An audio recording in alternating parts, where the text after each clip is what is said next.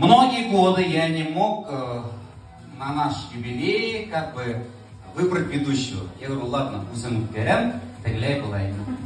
Хам или я что лаш, я говорю, а что я должен проводить?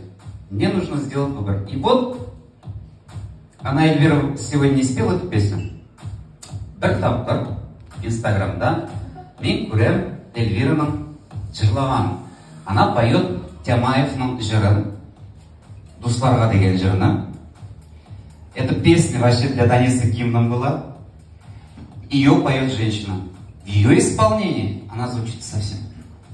Я в нее влюбился, я говорю, вау, я не знаю. Потом я ее песню, знаете, нету его аудио-варианта. Я ее скачал видео, я его переделал на MP3, аудио, да, и включал танцевать вот неделю.